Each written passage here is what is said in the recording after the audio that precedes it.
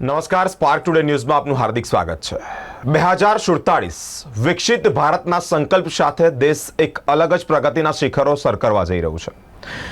કેન્દ્રીય મંત્રી નિર્મલા સીતારમણજીએ આજે બજેટ રજૂ કર્યું. તમામ વર્ગો, ન કેવળ ભારત, દેશ દુનિયાની નજર આ બજેટ પર હતી અને તે જ અંતર્ગત તમામ વર્ગોની એક્સપેક્ટેશન સંતોષાય તેવું લાગી રહ્યું છે. તે જ અંતર્ગત અલગ અલગ રીતે અમે ગઈકાલે પણ પ્રી ટોક કર્યો હતો. Yesterday also we were talked about this.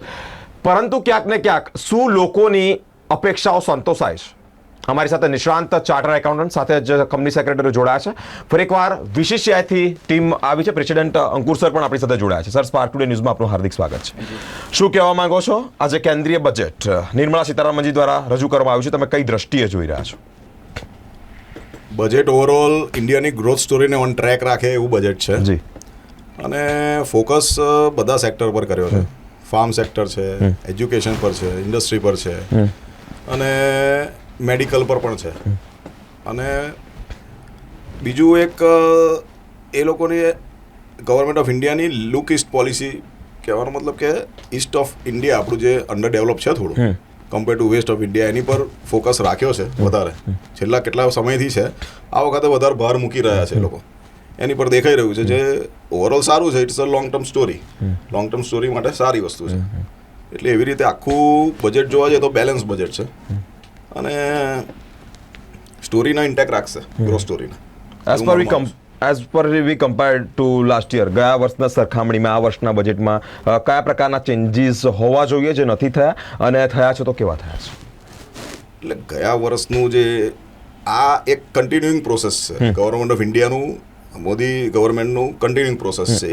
એ પ્રોસેસમાં જ આગળ એ લોકોની સ્ટોરી પ્રમાણે જ આગળ જાય છે. કેમ કે ગયા 2 વર્ષ પહેલા જે બજેટ આવેલું, આ તો ઇન્ટરિમ હતું, એમને જે પોઈન્ટ આઉટ કરેલું એ પ્રમાણનું જ એમનો એક ટ્રેક છે. બીજા અમે વારંવાર અમારા તરફથી અમારા પ્રસ્તાવ કે અમારી ભાવનાઓ મોકલતા હોઈએ, એ પ્રમાણે અમુક વસ્તુ થાય, અમુક વસ્તુ ના થાય, એવી વસ્તુઓ છે. જેવી રીતે એક્ઝામ્પલ આપું તો આપણે આ બજેટમાં સ્પેસિફિક એક એનાઉન્સમેન્ટ થઈ 1 લાખ કરોડની મ્યુનિસિપલ સિટીઝ માટે, જે અમુક કેટેગરીની સિટીઝ હોય એના માટેનું એક બજેટ ફાળવ્યું, જેમાં એનું સ્માર્ટ ડેવલપમેન્ટ જે કરતા હોય કે એનો સ્પેસિફિક બધા નિયમો છે, એમાં 1 લાખ કરોડ રૂપિયા ફાળવ્યા છે. હવે એ વસ્તુ અમારી એવી ભાવના હતી કે જે રીતે ઇન્ડસ્ટ્રીયલ ક્લસ્ટર્સના વારંવાર એનાઉન્સમેન્ટ કરતા આવ્યા છે ગવર્મેન્ટ ઓફ ઇન્ડિયા, આ બજેટમાં કર્યા છે કે અમુક સેક્ટર્સને બૂસ્ટઅપ કરવા માટે, અમુક સેક્ટર્સને કરવા માટે એ લોકોએ સ્પેસિફિક પોલિસી ડિસિઝન લીધા છે. એવી રીતે અમારી ભાવના એવી હતી કે જે એક્ઝિસ્ટિંગ ઇન્ડસ્ટ્રીયલ એસ્ટેટ્સ છે, એ એસ્ટેટને પણ રીડેવલપમેન્ટ, રીફર્બિશમેન્ટ એને કરવા માટે, ઇન્ફ્રાસ્ટ્રક્ચર અપગ્રેડેશન કરવાની એનાઉન્સમેન્ટ સ્પેશિયલ આવી જોઈએ. કેમ કે આ બધા એસ્ટેટો જેનાથી ઇન્ડિયાની ગ્રોથ સ્ટોરી પોસિબલ થઈ છે આટલા વર્ષોથી, એ એસ્ટેટો કે એ ક્લસ્ટર્સને પણ તમારે ઇન્ફ્રાસ્ટ્રક્ચરલી અપગ્રેડ કરવા જોઈએ. ઓકે, GDP ગ્રોથના પર્સન્ટેજ રિગાર્ડિંગ આપનો શું મંતવ્ય છે? એ GDP ગ્રોથ ઓન ટ્રેક જ છે. કેમ કે GDP ગઈકાલે ઇકોનોમિક સર્વે આવ્યું એ પ્રમાણે જે કહ્યું છે, અને આ લોકોની ફિસ્કલ પોલિસીને ધ્યાનમાં રાખીએ તો એ આપણા ઘણા વર્ષોથી એક છે કે આપણે આપણું જે ફિસ્કલ ડેફિસિટ છે કંટ્રોલમાં રાખવું પડે. એ લાઇનમાં જે એનાઉન્સમેન્ટ બધી છે અને એ પ્રમાણે જ રેવન્યુનું એક્સપેક્ટેશન કર્યું છે અને એને એક્સપેન્ડિચરનું પ્લાનિંગ કર્યું છે. ઓકે. અમારી સાથે આલોક સર પણ જોડાયા છે. સર, સ્પાર્ક ટુડે ન્યૂઝમાં બહુ હાર્દિક સ્વાગત છે. શું કહેવા માંગો છો? 12 લાખ સુધી આવકવેરા માટેની મર્યાદા એટલે કરમુક્ત છે. કયા એંગલથી તમે આ જોવો છો? મારા હિસાબે ફાઇનાન્સ મિનિસ્ટર નિર્મલા સીતારમણે જે આ વખતે લોકોના એક્સપેક્ટેશન હતા કે જે ઇન્કમ ટેક્સના ઇન્ડિવિજ્યુઅલ લોકોના વ્યક્તિગત જે ટેક્સનું માળખું છે, એ ઘણા ટાઈમથી 2.5 લાખ રૂપિયાની ઇન્કમ પર ટેક્સ ફ્રી હતો, એ વધારીને એમણે 12 લાખ રૂપિયા સુધીની જે ઇન્કમ છે, અધર દેન કેપિટલ ગેઇન ટેક્સ, જે ધ્યાનમાં રાખવાની વસ્તુ છે કે તમારો કેપિટલ ગેઇન ટેક્સ હશે તો તમને આ 12 લાખનો બેનિફિટ નહીં મળે, પણ જો તમારી salary income, normal business income, normal interest income હશે તો 12 લાખ રૂપિયા સુધી તમારે કોઈ પણ ટેક્સ ભરવો નહીં પડે. અને જે ન્યૂ ટેક્સ રિજાઇમ છે એના પ્રમાણે તમારે એમને જ આ બેનિફિટ મળવાનો છે. એટલે એમાં પણ એમણે ટેક્સ સ્લેબમાં ચેન્જ કર્યા. એટલે મારા હિસાબે લાંબા ગાળે લોકોની પાસે એને કારણે ડિસ્પોઝેબલ ઇન્કમ વધશે કે જેનાથી કન્ઝમ્પશન વધશે, જેનાથી ઇન્ડસ્ટ્રીઝને, MSMEને અને ગ્રોથ જે જીડીપીનો છે એ જળવાઈ રહેશે એવું મારું માનવું છે. આવતા અઠવાડિયે ઇન્કમટેક્સ બિલ રજૂ કરવા જઈ રહ્યા છે.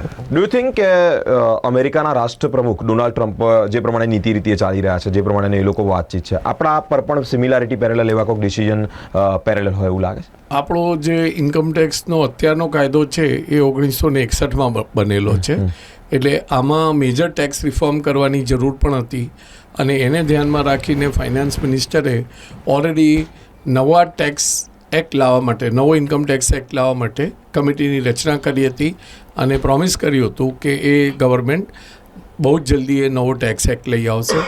મારા મતે આ જે નવા ટેક્સ એક્ટમાં રેશનલાઇઝેશન, સિમ્પ્લિફિકેશન થશે અને જે રીતે આપે મને ક્વેશ્ચન પૂછ્યો કે અમેરિકા અને બીજી બધી એડવાન્સ અને ડેવલપ કન્ટ્રી છે કે ત્યાં ટેક્સ સિસ્ટમ સિમ્પલ છે, આપણા કરતાં વધારે ટેક્સ રેટ છે પણ ટેક્સ સિસ્ટમ સિમ્પલ છે.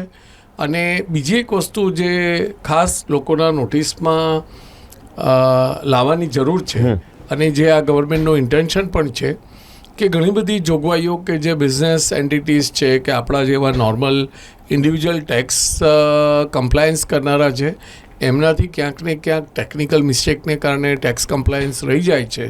તો એમાં ક્રિમિનલાઇઝેશન એટલે તમને સજાની જોગવાઈઓ હતી એ જોગવાઈ એમાં ઘણી બધી રાહત આપવા માંગે છે અને ફાઇનાન્સ મિનિસ્ટરે આ બજેટમાં પણ કહ્યું કે indirect tax, direct tax, company act, custom એ બધામાં એ લોકો મેજર પાર્ટ છે કે જે ટેકનિકલ મિસ્ટેકને કારણે જ તમારી કોઈક વસ્તુ કમ્પ્લાય કરવાની રહી ગઈ હોય તો એ ડિક્રિમિનલાઇઝ કરી દઈશું. એટલે આપણે પણ સિમ્પ્લિફિકેશનમાં અને ટ્રાન્સપરન્સીમાં આગળ વધી રહ્યા છે. બીજી એક વસ્તુ મારે કહેવી છે આ જગ્યાએ કે જેવું તમારું ટેક્સ કમ્પ્લાયન્સ વધે છે અને બહુ જ ફોર્ચ્યુનેટલી ગવર્મેન્ટ એડવાન્સમાં બધા ડેટા અનાઉન્સ કરે છે તો એમાં તમે જોયું હશે કે કોર્પોરેટ ટેક્સ અને ઇન્ડિવિજ્યુઅલ ટેક્સ રેટનો ગ્રોથ, એમાં individual tax rate tax collection છે એ ઘણું સારું વધી ગયું છે અને જેને કારણે એમને એક એવી ઈચ્છા થઈ કે જે લોકો ઇન્ડિવિજ્યુઅલ ટેક્સ આપી રહ્યા છે તો એ લોકોના માટે ટેક્સ બર્ડન ઓછું કરવામાં આવે અને ફાઇનાન્સ મિનિસ્ટરનું આ બહુ જ સારું એક પગલું છે કે જેનાથી ઇન્ડિવિજ્યુઅલ ટેક્સ પેયર્સને ઘણી રાહત થશે. સર, એક ક્વેશ્ચન રેઝ થઈ રહ્યો છે, આટલી બધી છૂટછાટ છે તો પછી ઇન્કમ ટેક્સ બિલમાં શું હશે? બહુ જ ઇન્ટરેસ્ટિંગ ક્વેશ્ચન છે. એક સ્ટેજે જો તમે મને સાચું પૂછો તો અમે લોકો જ્યારે VCCIની ઓફિસમાં બધા હોદ્દેદારો બેઠા હતા અને જ્યારે ફાઇનાન્સ મિનિસ્ટરે એવું અનાઉન્સ કર્યું કે 7 દિવસ પછી એ નવો કાયદો ઇન્કમટેક્સનો લાવવા માંગે છે તો અમને લાગ્યું કે આ બજેટમાં ઇન્કમટેક્સને રિલેટેડ કોઈ પણ ચેન્જીસ નહીં આવે. પણ બહુ જ ઇન્ટરેસ્ટિંગલી એમણે ઘણા બધા ચેન્જીસ પણ લાવ્યા છે અને મને એવું લાગે છે કે જે 1961નો આ જે જૂનો કાયદો છે એની જગ્યાએ જે નવો ઇન્કમટેક્સનો કાયદો લાવશે એ આપણો અત્યારનો ઇન્કમટેક્સ એક્ટ બધા જ વર્ષોમાં નવા અમેન્ડમેન્ટ આવ્યા એને કારણે બહુ બલ્કી થઈ ગયો હતો.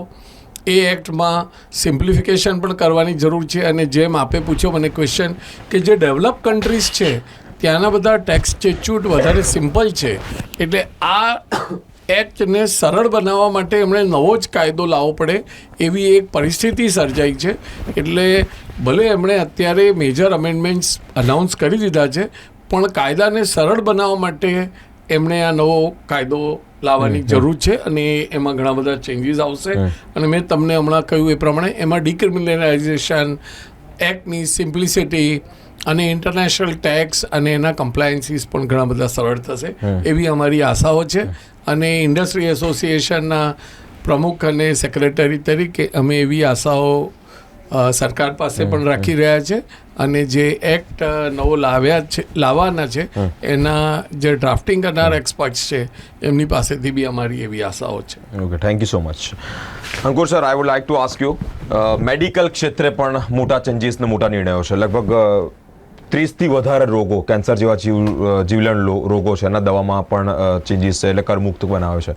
કયા એંગલથી જોવો છો, શું કહેવા માંગો છો? સારી વસ્તુ છે, આ વસ્તુ આવકાર્ય છે કેમ કે આપણે જાણીએ છીએ બધા કે આ ખર્ચો જે કેન્સર ને એ બધું બહુ કોસ્ટલી વસ્તુ છે અને હજી ઇન્ડિયામાં બધી દવાઓ બની રહી છે ધીરે ધીરે હજી ટાઈમ લાગશે અને બધી ખાસી બધી એ બધી જે અમુક સ્પેસિફિક મેડિસિન ઇમ્પોર્ટ થાય છે કે અહીંયા એ લાઇસન્સિંગમાં બનતી હોય છે તો આ બધી વસ્તુના લીધે કોસ્ટ બહુ ભારે હોય છે એમાં આ લોકોએ જે કસ્ટમ ડ્યુટી પણ હોય એમાં ડેફિનેટલી એટલે એ કસ્ટમ ડ્યુટીમાંથી મુક્ત કરી દીધી છે એટલે એમાંથી એનો રેટ ઓછો થઈ જશે અને રેટ ઓછો થશે એટલે અલ્ટિમેટલી પેશન્ટને ફાયદો થશે એ વસ્તુનો એટલે સારી વસ્તુ છે અને જોડે જોડે મેડિકલ એનાઉન્સમેન્ટો બધા સાંભળ્યા બધાથી ફાઇન પ્રિન્ટ વાંચીએ ત્યારે ખબર પડે મેડિકલ ટુરિઝમ પર પણ કંઈક એનાઉન્સમેન્ટો છે એટલે એના એના પણ વિઝામાં ચેન્જીસ કર્યા હા એટલે એ બધી વસ્તુ છે એટલે સારી વસ્તુ છે કે એ લોકો સ્પેસિફિક ફોકસ કરી રહ્યા છે નાના નાના પોઈન્ટ પર છે okay thank you so much in the end of story I would like to say